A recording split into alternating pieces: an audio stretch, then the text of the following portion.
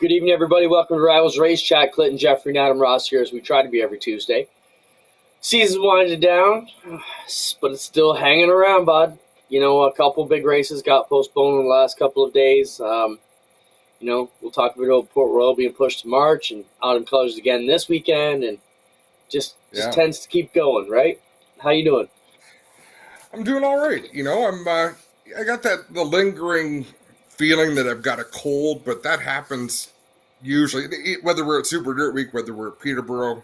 At the end, there's kind of a crash because it's the end of the season, so I'm feeling that. But by and large, I'm good. And it's funny, I was dealing with some he said, she said stuff today about things that I said. I thought, man, I dislike it when messages get misconstrued, and there's been a lot of that. You want to dive into that too a bit? Because, it's like I want to talk about it. Yeah, I want to talk about it. But... Spencer, before we get too much further, I don't know why, but our messaging system on the left is blurry as heck. I don't know if you can read any of those messages, Adam. I can't see them. They're all really small and blurry tonight. So, it's not the normal format. Not sure. But I can see Kyle Johnson's here. He just said it's not the normal format. Kyle Johnson, we met Kyle Johnson this weekend. But he still didn't say if we were stuck with it or not. Oh, yeah? Okay, cool. We met a lot of people this weekend. It was great to get up to Autumn Colors. Let's just give a rundown on what the show is going to entail here tonight, or what we hope it to entail anyways. We got two big winners coming on from the previous weekend. First off, don't forget we're still in full force every Wednesday at 9 o'clock. Autumn Colors Classic, we're going to talk about that. We're going to hopefully get Rick Warnes on, who had his first win in over 4 decades of racing on Saturday night with the Ontario Modified Racing Series, so hopefully we can get him on. We'll talk a lot about Super Dirt Week and Super Dirt Week 51. Matt Williamson picked up both of the big modified races yesterday. Matt's out celebrating with his crew, actually around the corner from me. We could actually run over to Bugsy's and crash their party if we really wanted to, but Matt said when they're done, he will let us know. So we hope to have Matt on near the end of the hour. We'll talk about Port Royal being postponed, NASCAR schedule releases, merch for sale at your tracks. That's something you folks can chime in. Should drivers be allowed to sell merch? Adam, you got to talk with JP that was eavesdropping on about vendors at the track and how that works. So we can dive into that a little bit. We got some cool pictures from around the world and some other things we'll bring back to you. So, sir, Autumn Colors, our first time up there. Thoughts? It was a great event. I really enjoyed being able to hang around and talk to some of the people, go around the campground, the band on the Friday night. As we said, we met Kyle Johnson. He's here in the chat. He's a bone stock racer. We saw some fantastic action. It was up close and personal. We also saw a few things that could have been a little bit better, and I think communication was one of them. And I stopped today. One of the issues we're going to talk about, the mini stocks feature event, I stopped today trying to find more answers, Clinton, because I figured if I've asked this many people pretty basic questions and there's no common answer, there's not going to be. And it shouldn't be. Let's not get that far into Sunday yet. Let's start on Friday night. We got there. First off, the weather was supposed to be horrible all weekend. Friday night was beautiful. I mean, it was even warm. It wasn't as cold as everybody thought it would be. Hats off to JP and the entire officiating staff and all the other groups that joined in, because that's not just one. That's one thing I try to explain to our young camera crew. It's not just like when we're at Home Rush Weekend where Doug Leonard runs all the divisions and has whole control of the show.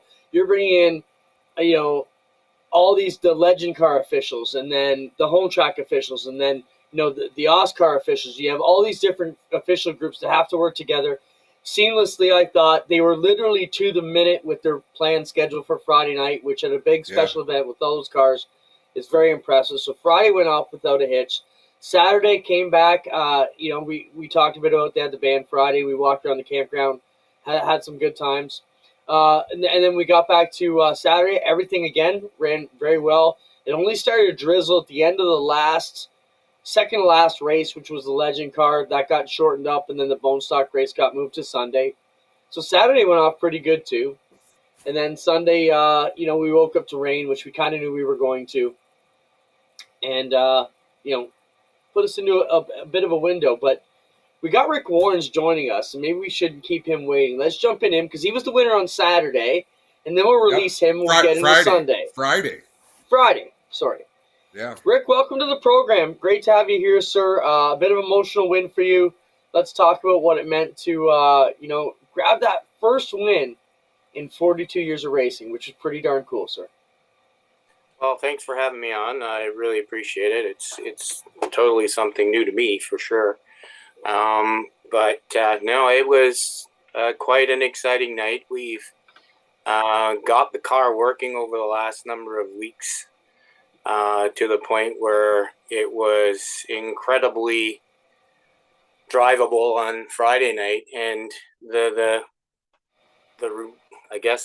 mode of attack was to get out front as far as we could and hang on, and if the car just started to go away, it was stick it on the bottom and keep it there and go for the gusto. So and we've come close over the years, and it was one of those deals where it finally came through, and it was just very emotional at the time at Friday night I was just totally lost for words. And that was the best part of it, Rick. I mean, talk about your father was a race car driver. So from your earliest memories, were you at the racetrack? Like talk to us about your timeline. I've been going to the races since I was a kid. I remember the days of going to Wasaga Beach, staying at cottages and going to the racetrack. Remember the days of going to Flamborough on Saturday nights and being a kid collecting all the change under the stands. And C&E, going down the C&E and watching the races up in the grandstands and stuff like that. It's a life of racing. That's all it is. I mean, you can't say anything but that. So Dad actually, one thing that really stands out in my mind, my father won the first championship with the old Westgate Speedway. I've raced at Peterborough off and on since probably the 90s. I started racing at Sunset in the early 80s. I came close running my vintage modified in the mid 2000s. Yep. I ran Sunset. I ran, 22 I led 22 of 25 lap feature, and on the 22nd or 23rd lap, I blew a head gasket. It's just been one of those deals where, nothing would come to be complete until Friday night. Was it disappointing at all to cross the finish line and realize it doesn't feel much different? Like you just go out and you execute your game plan. Like it had to be normal until you pulled into victory lane. What did it feel like? Oh, believe me, Adam, it was not normal. There is no normal.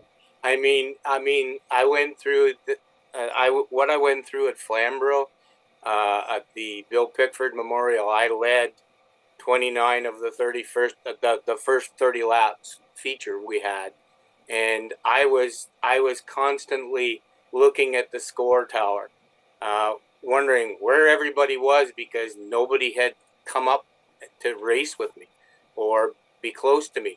I don't run a mirror. I'm old school. I don't run a mirror at all in the car, so I have no idea who is behind me at all. I go by the seat of your pants feel that if somebody's there, they're going to tap you and let you know. And as soon as you know somebody's there, either you got to get on the gas pedal and go even harder, or you just got to protect your lane. The way we race in our division is basically that unless you're up to the driver's door, you don't have the lane, so back off. We don't run with radios either, so there's no communication to say somebody's there or somebody's not. So,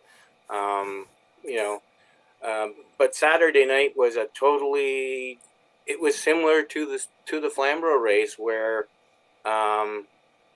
I wasn't sure whether anybody was there. I kept looking at the score tower. And then when I saw John was behind me, I knew it was just a matter of time before he'd tap me and let me know.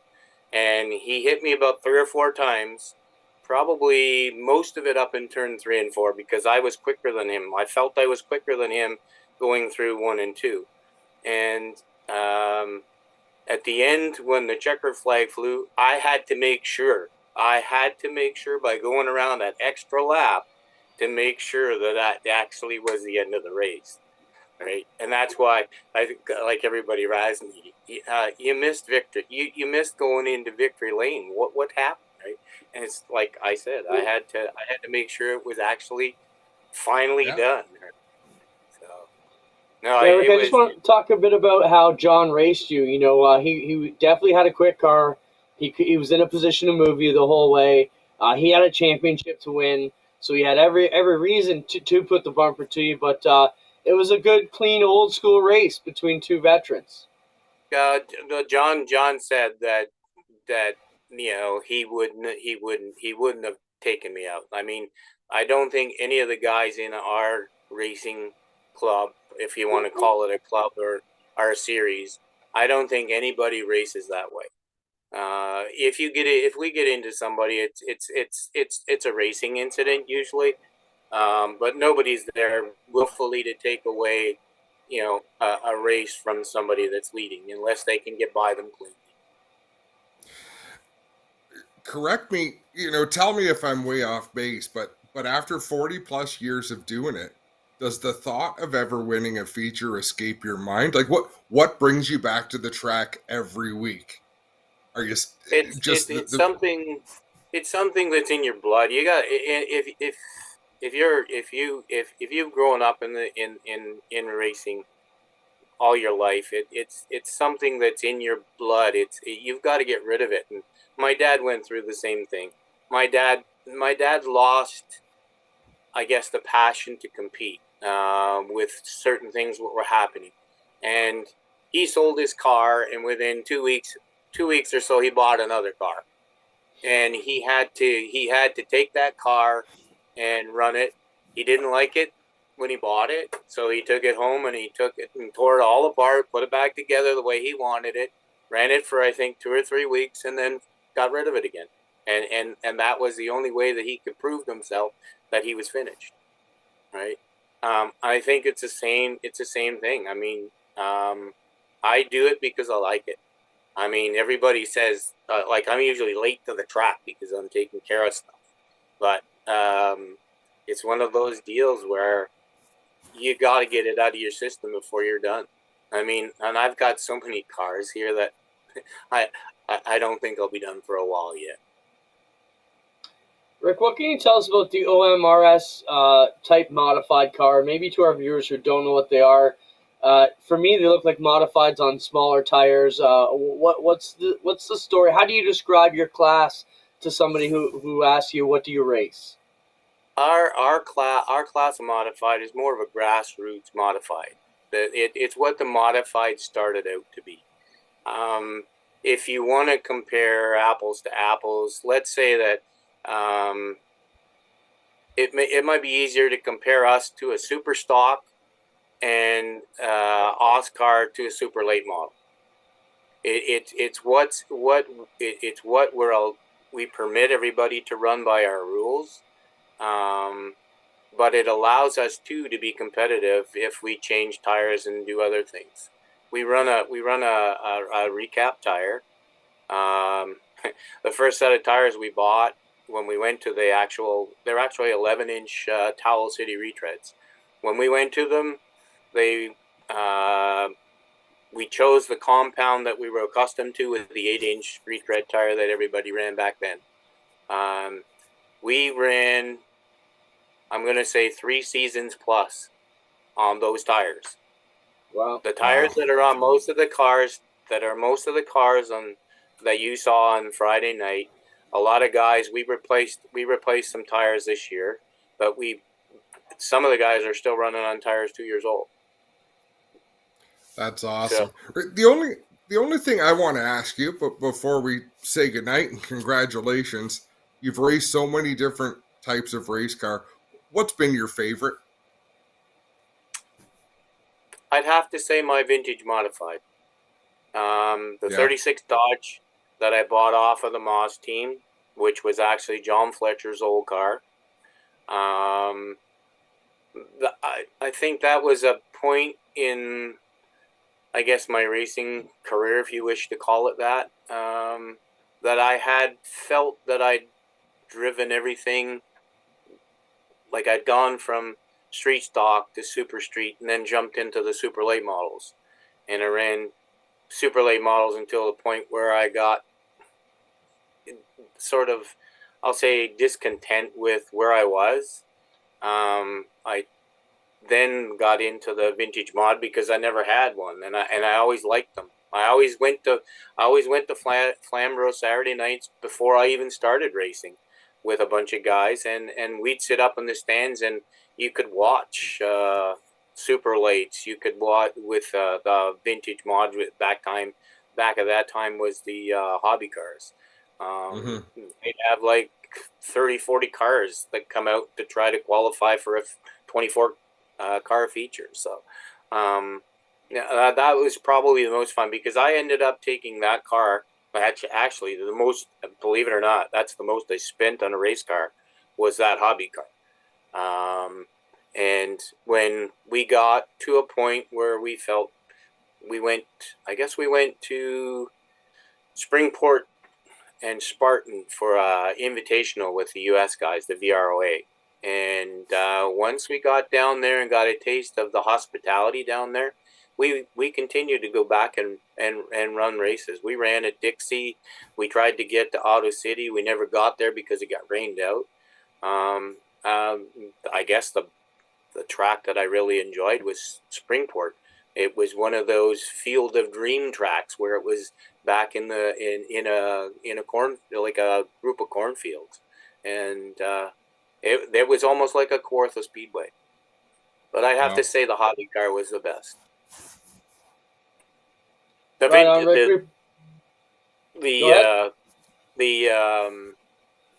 modified is the modifieds are fun.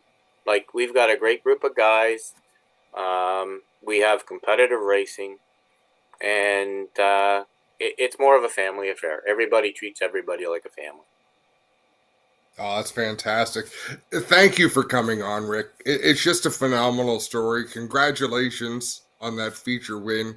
You had already had a phenomenal career, but at least no matter what happens from here on out, you're a feature winner, and nobody can take that from you.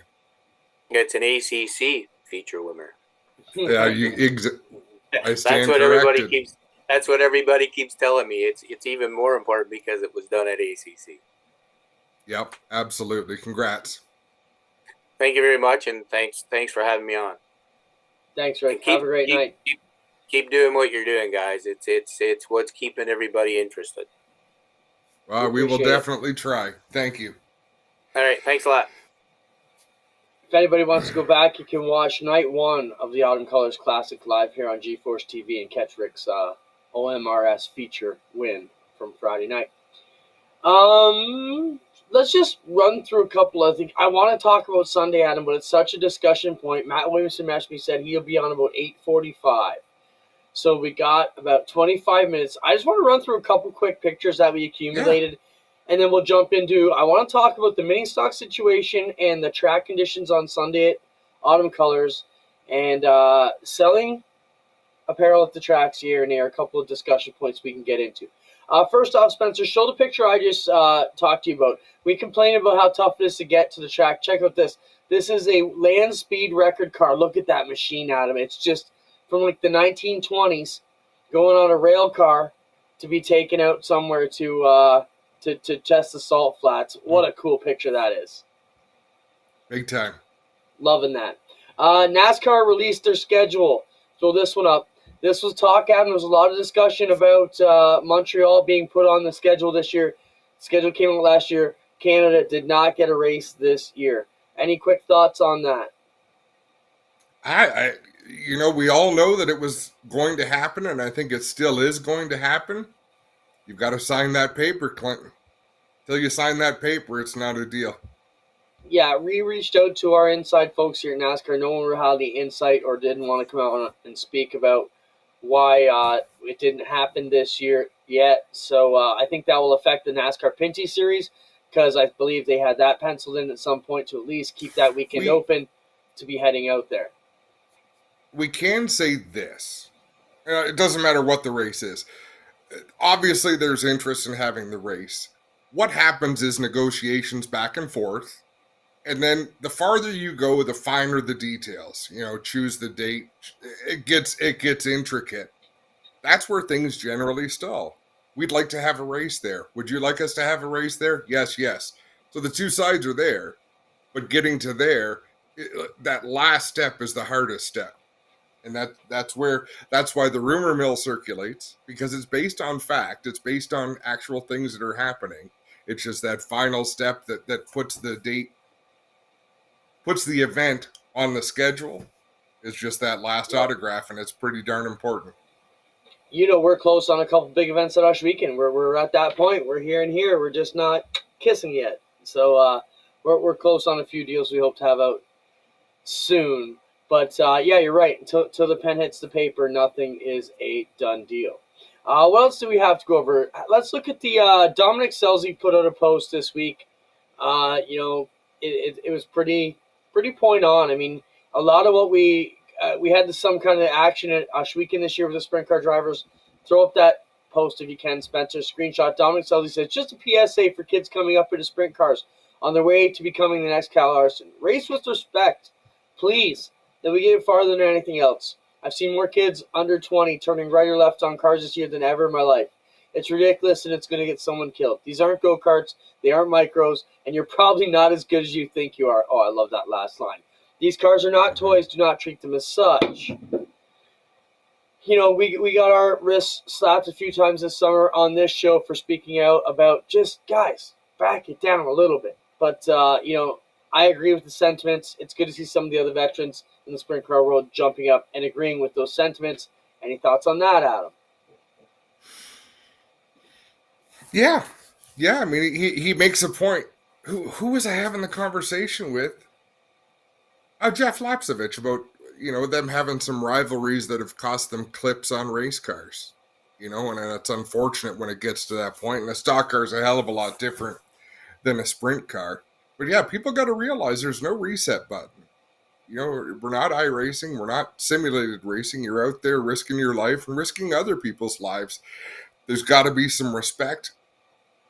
At the same time, I think there has to be understanding that people have to grow and develop. And to develop, you have to make mistakes. And I don't even know. I'm going to switch from one topic to another without having any knowledge. But DJ Christie, who went... was that a multi-car wreck? He was in a bad wreck this weekend.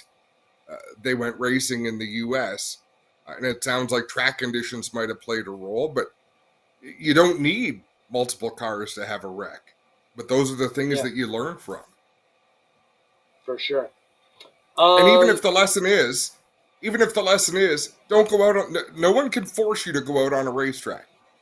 That is your decision as a driver, and it's the only decision you have individually to make. So that might be a teachable moment there. Hey, if this happens again, I'll let them push me off. I'm going to wheel it right back to the pits. Something's not right. I think it takes a level of I don't know what I'm going to say here. I'm going to piss someone off. Let's just say close to home for me, I've seen my brother in his wiser years put the car in the trailer. When I was pissed off, he wouldn't race, but he knew he wasn't going to, nothing good would come of it. And I think you have to get to that level at some point once you've either crashed enough or wasted enough money in your life where you're like, all right, maybe we should just pack it in for the night and try again another night. And it's so hard when the addiction is so hard. Racing's an addiction. Let's face that. How about the Duel on the Dirt family photo that came out Wednesday morning? And if you guys have anything cool like this, please put it out on Tuesday mornings so we can get it on this show. We talked last week about the tie in the Duel on the Dirt, Justin Ramsey and the big dog Ryan Beagle. And Wednesday morning, this picture came out of them sharing the championship, which is classic. Great to see these guys have a good sense of humor about it. So there is your Duel on the Dirt co-champions, Justin Ramsey and the big dog, Ryan Beagle. I tend to think the proportion is a little off there. I think Ryan Beagle would be the bigger dude in the back over the side. But, Adam brought around Brian Beagles. That was a joke yesterday at the ACC. Adam brought big dogs back from the grocery store, so we were feeding the crew Ryan Beagles all day. What else we got in the picture bunch? Let me pull it up here. Chili Bowl, $20K this year, Adam. Show that screenshot, Spencer. Pretty cool. They took a lot of flack the last couple of years about the amount of money and the amount of entries, and even some of the bigger stars sat it out. Now it'll be $2,000 to start the A on Saturday, which is still not massive, but still a solid payout to qualify for the A main, and $20,000 to win. Thoughts on that? It's a step in the right direction. I think the race should be 100. It should be a six-figure winner's purse. That's my opinion for the number of people that buy that.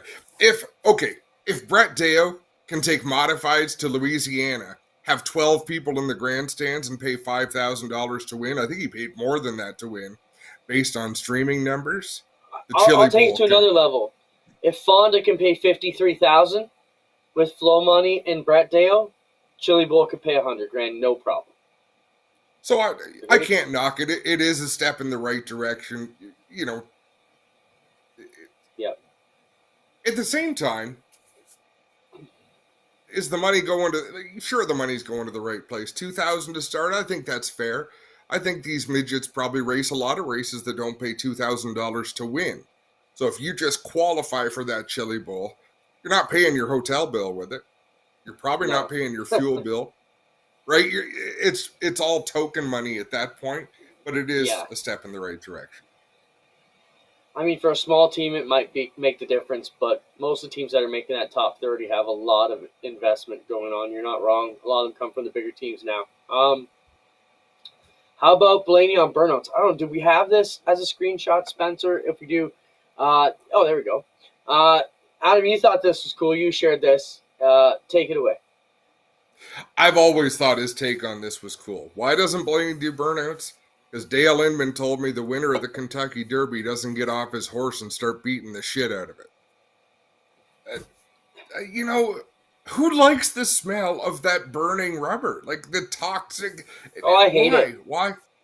I don't understand. The best salute was the Polish victory lap. Alan Kowicki had the best salute that's ever been made. The fact that drivers start coming into the stands, Helio Castro Neves climbing the fence, there's been some really, really cool things. Burnouts, been there, done that. What's the point? Although we did find out the point at one point this season. If you can't do a burnout, it does tell a bit of a story. Oh, you're going to go there, are you?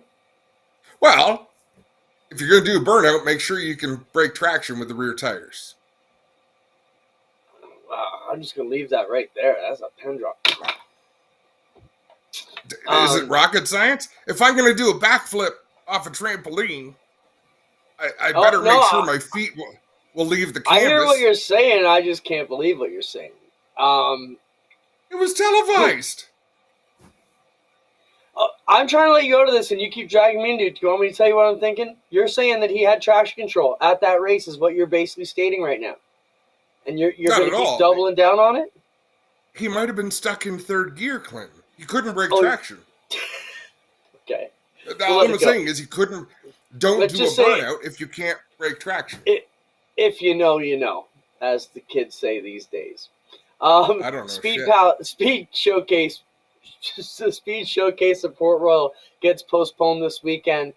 Brett Deo, as we talked about in the Short Track Super Series, and the folks in Port Royal realized the weather is not looking good this weekend. They saw what Dirt Week went through last weekend, did want to fight that battle.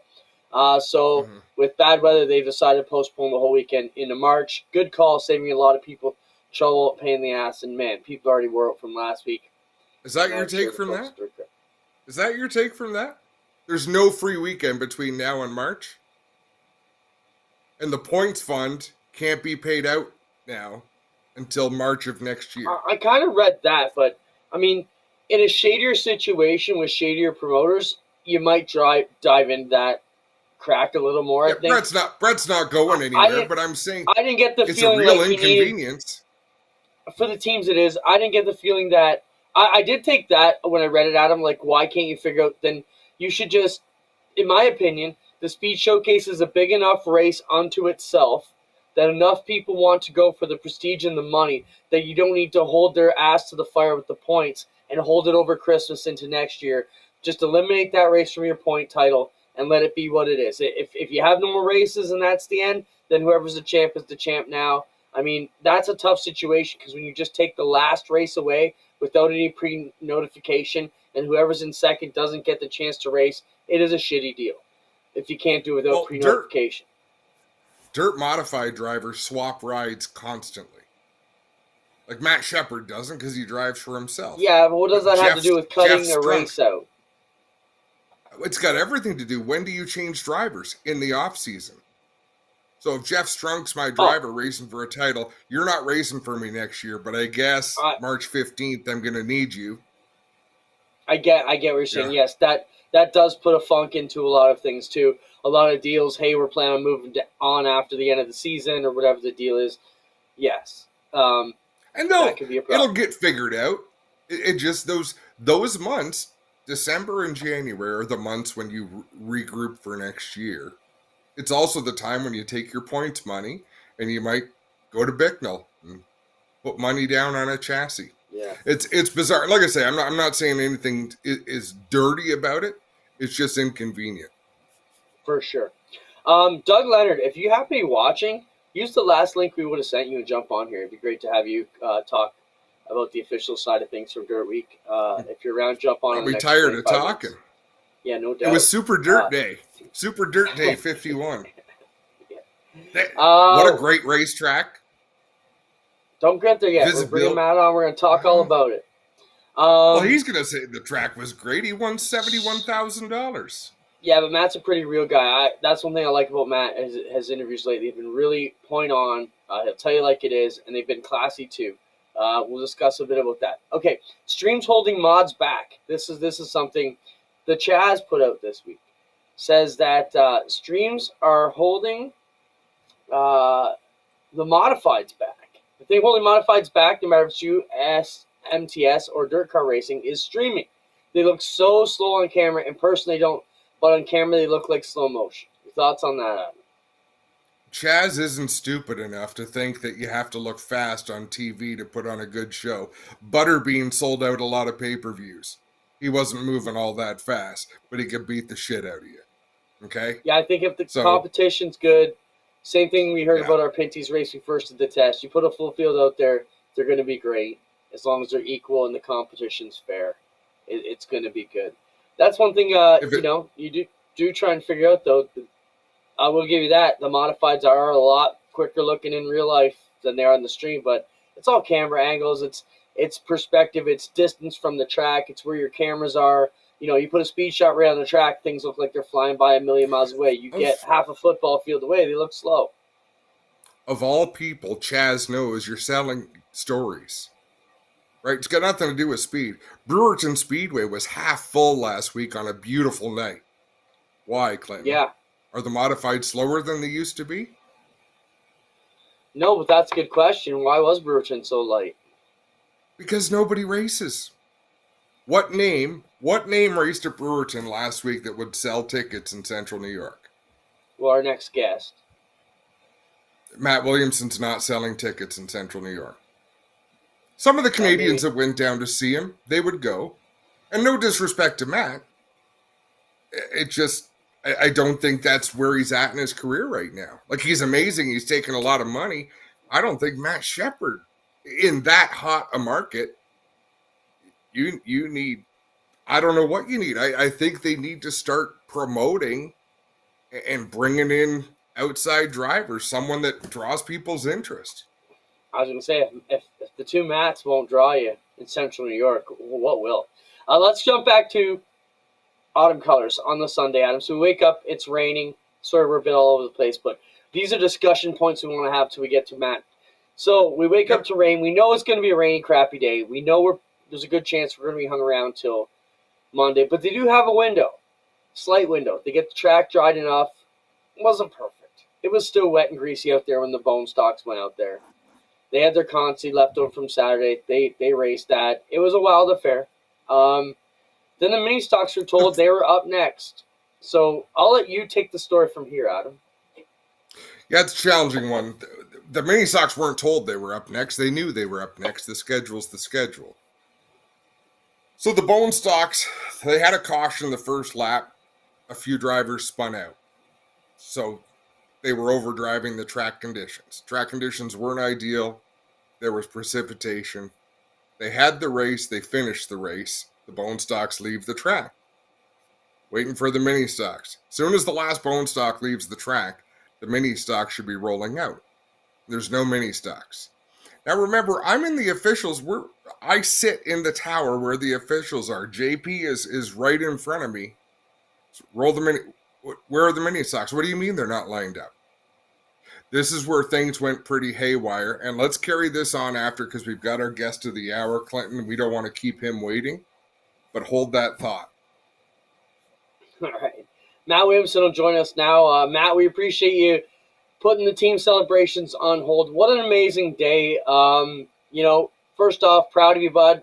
Adam and I, not to make it about us, but, we watched you start your career in sportsman with the old crew back at Oshweekend all those years ago. So to see you go on and just flat out kick ass at Super Dirt Week the way you did. $71,000 US won by Matt yesterday. Swept the small block and the big block race if you didn't catch it after a delayed weekend. Matt, how's your Tuesday been so far? It's been good. I woke up this morning, cut my grass because I hadn't done that in about 3 weeks. Leading up to Oswego, we were pretty busy, so got that out of the way and headed to the race shop and got the small block car washed. And as I was unloading the small block car, I found out that Port Royal had postponed till March. So now we got to focus on Brockville and try to get a points championship for the small block. Yeah, is that exciting now? Does that open an opportunity that up until that announcement for Port Royal wasn't going to be possible?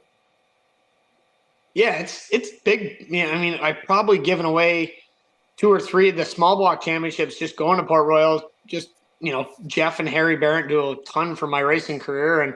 And, they really look at Port Royal as a race that they circle on the calendar, just like I do for Oswego. So, we have to head down there and it sucks that we gave away the 358 title, but now this year we can kind of focus on that and just go to Brockville and have some fun.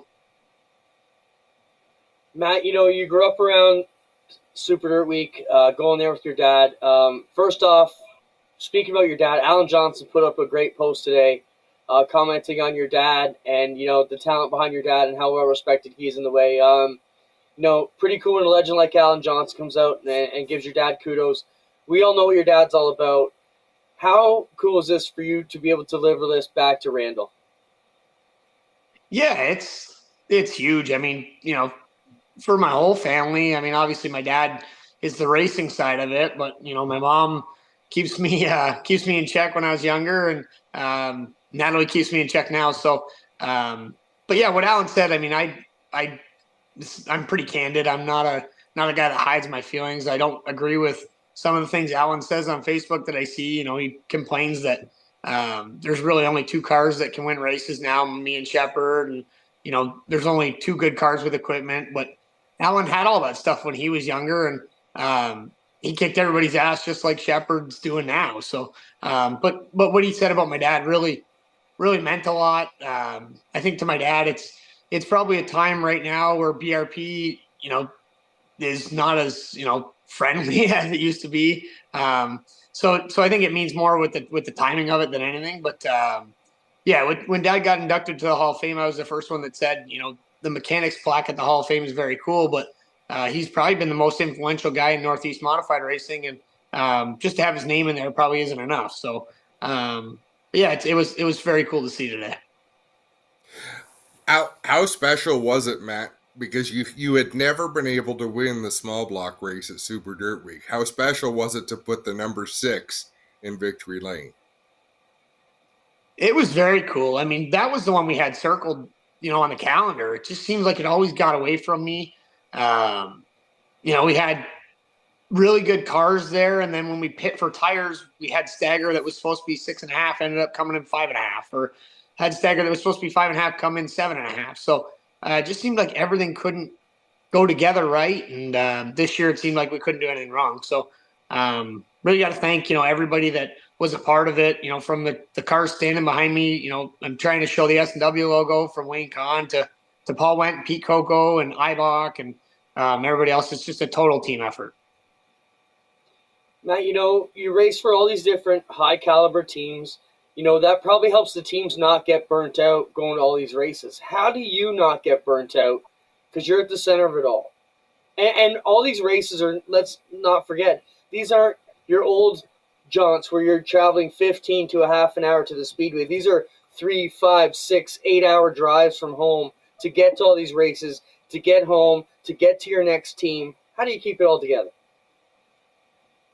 It's not too bad, really. I was worn out, today a little bit, and we were having dinner with the guys, and everybody was tired. But for the most part, we got the most sleep we had all week last night. We went to bed at 10 o'clock. I think I was up all night. I don't think I slept for maybe 1 or 2 hours. I was so jacked up from winning both them races and drinking 2 Red Bulls during the day. But no, I mean, for the most part, I got really good crew behind me to make it so that I don't have to get ready for 5 or 6 races in a week. I got one. I had to worry about Brewerton last week, and this week I'm gonna worry about Brockville now. But Eastern States, we got Coco worrying about the small walk race and Jeff worrying about the big block race. So it's just having good people. I mean, my phone blew up yesterday. When I got out of the car, I had 185 messages.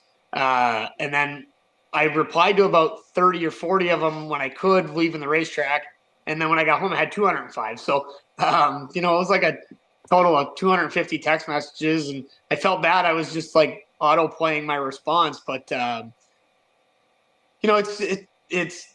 I'm a very lucky guy. I really got to say it. I'm a very lucky guy.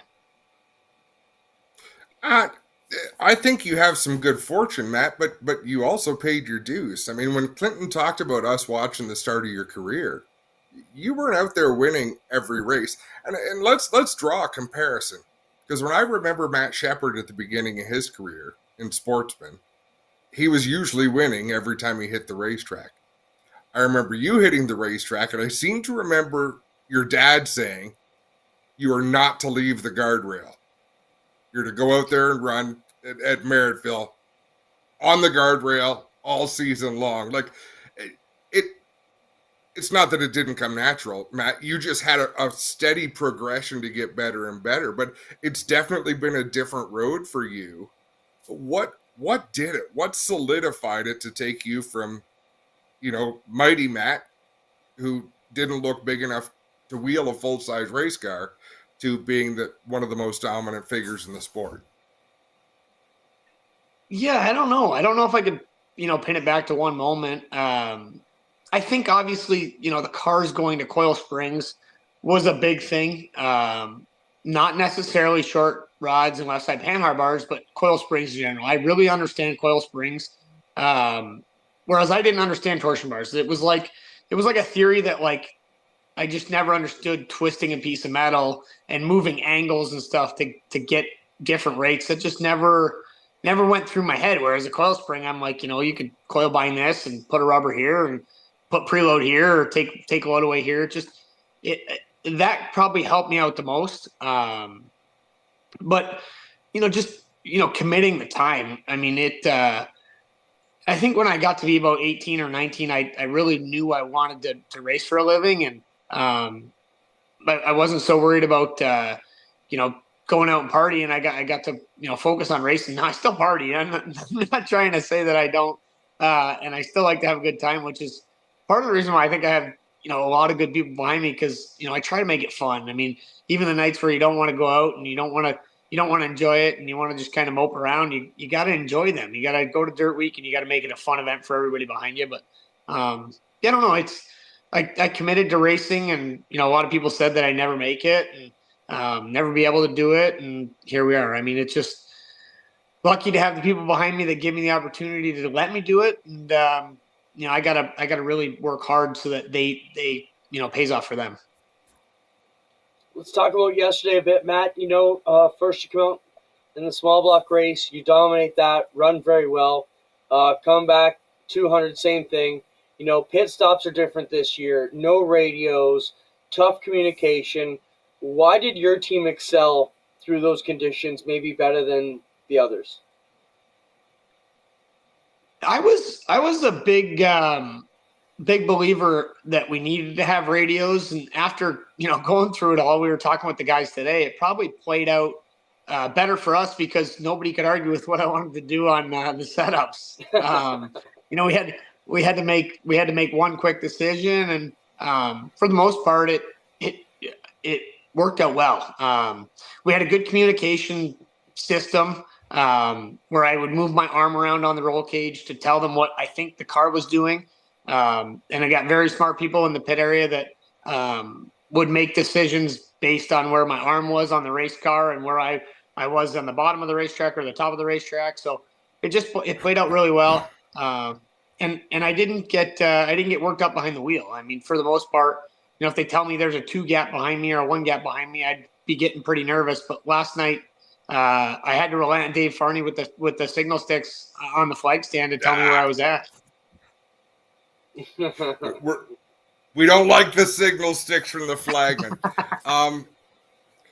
Did it surprise you, Matt, how good the track stayed and how good visibility was? I mean, that was 400 laps of racing on a dirt track in the daytime. It looked pretty damn good to me. It was incredible, really. It was very good. Paul Kirkland and whoever else worked on the racetrack during the day did an excellent job. I'm sure that they probably were running on empty tank of gasoline by the end of the day. I know it stopped raining about 2 a.m, and I heard they were on the racetrack at 2:30. So hats off to them. It's cold and wet. You guys know how dirt weak are. You don't want to be out in the morning at 3, 4 a.m. sober. It's not a bad thing when you're drinking, but when you're sober and you got to do work, it's not the funnest experience. So hats off to the track crew. The visibility was a little lack thereof at the beginning of the week. And that was my really only concern. I thought the racetrack was going to race good, just visibility wise was tough. And then with all the rain and as they got to know the racetrack surface, they got it better and better. Maddie, before we let you go here, let's just talk about some of the other Niagara guys.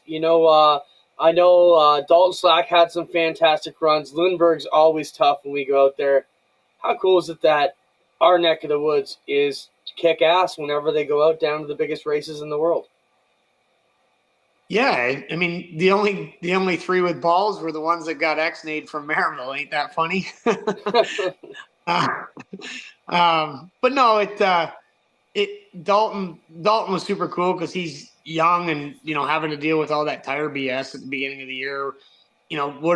If I was him, I probably would have just said, this is a sport that I'm putting all this effort into for what, right? So to see him run good down at Dirt Week and being his first time there was pretty cool. Me and Gary are really tight friends. He's the best man at my wedding, and I think that with a little bit of luck, he probably would have had a couple top 5s. The small block car, I know he broke a wheel in the heat race, and then the Contis, you guys all seen it. They were pretty hammered down, so he couldn't really show his true results. And but yeah, it was cool. I mean, it goes to show you the talent in the area. Eric Rudolph finished, I think, 7th and 5th or something. I seen on Ranceville's Facebook today. So he was really good down there too, and that just goes to show you the talent in the area. We got some really good race car drivers racing Friday nights at Ranceville, and it's pretty cool to see. Matt, thank you for always making time for us. You're a pretty big deal in the racing world anymore, so we appreciate that you come home here and hang out with us and bench race. No, I'll come on anytime. You guys know that. I'm not a big deal. This stuff don't go to my head. I'm just somebody that likes to sit in the garage, work on race cars, and then when we're done, drink beer. So anytime you guys want to have me on, I'm more than willing.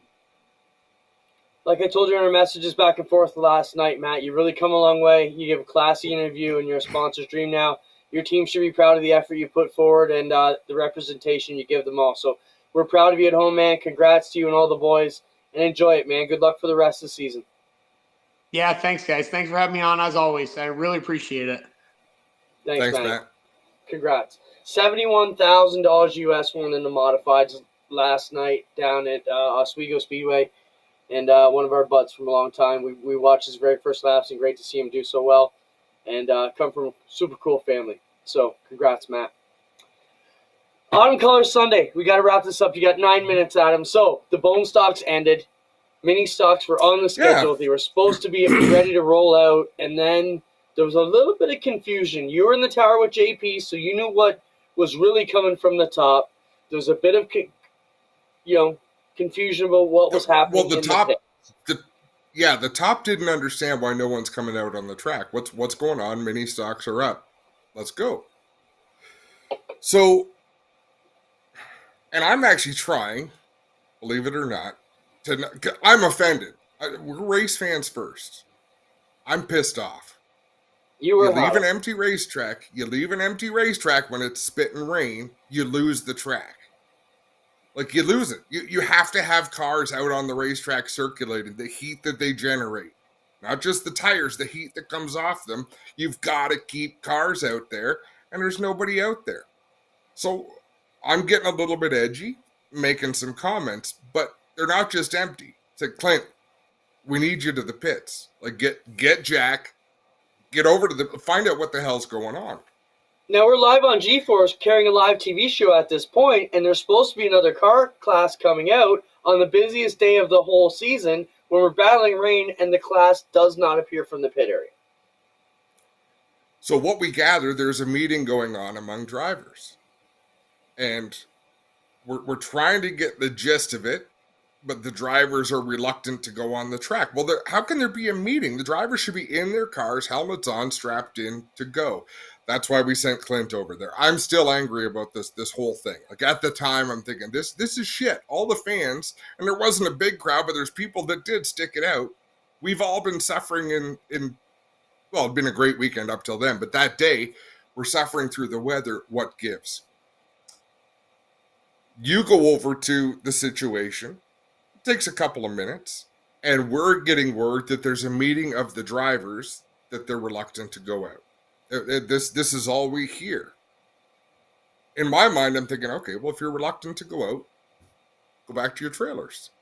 The Oscar Modifieds were going to be right after the mini stocks. They run on slick tires, but they knew that they were going to be the next race up. So that's when you chimed in. How much of the story did you put on the record, and how much did you message me off the record, right? Well, the story on the air was that by the time I got there, they were basically cars starting to roll up, and they were in the lineup starting to roll up. But by that time, probably 8 to 15 minutes had probably gone by that point when nothing had happened on the track. By the time we gathered up and I got over there and we realized there's a situation, we got to go find out what's going on. And then I had one of the racers' teammates, or a lady from one of the teams, came up and said, we took a vote, and they voted to just split all the money and go home without racing. And I said, well, what promoter would agree to that?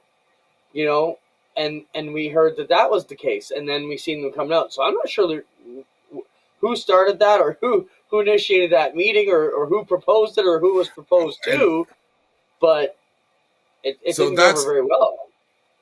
No. And then afterwards, so as this is going on, JP goes down, gets in the pace truck himself to go do a couple laps on the track to see how it is.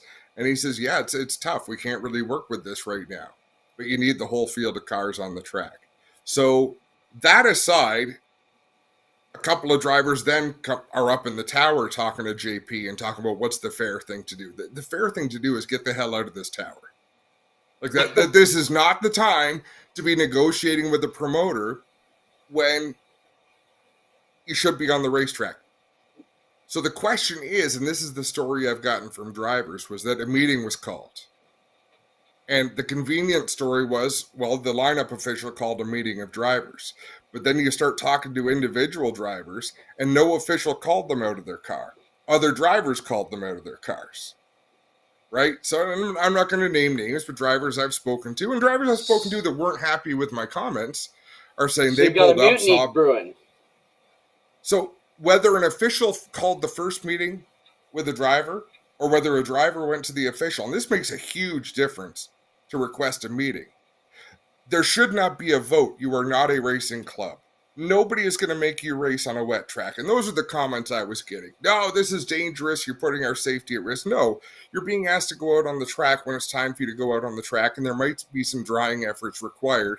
But the main thing is, hopefully, the showers, because we've got the radar going in the tower that shows we're right on the edge of something, and it's either hitting us or missing us, a little bit of both.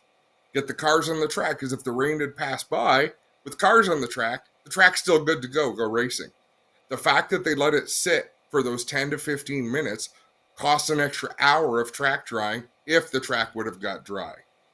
And that's kind of where I stopped looking for answers, because I couldn't get a straight answer on who initiated this meeting. But Clint, you and I had a lengthy conversation today. You have to let the show organizer organize the show. Doug Leonard is the quarterback. What he says goes, and he is taking everything into consideration. All the drivers, all the teams, all the fans, the whole situation. JP's a racer. He's not going to make anyone go green flag on a track that's unsafe. But I was just going to add to your thought there. He's thinking about all these things, but the utmost thing is driver safety. So considering all these other things to try and keep all those other considerations satisfied.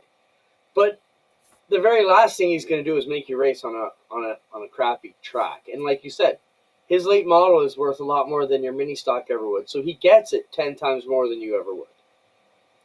And furthermore, so when I heard about a vote being taken to split the purse, my head just about blew off my shoulders.